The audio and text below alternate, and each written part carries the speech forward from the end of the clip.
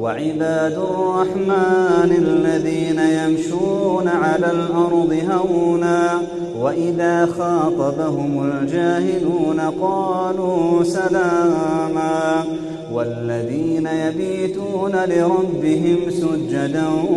وقياما والذين يقولون ربنا اصرف عنا عذاب جهنم إن عذابها كان غراما إنها ساءت مستقرا ومقاما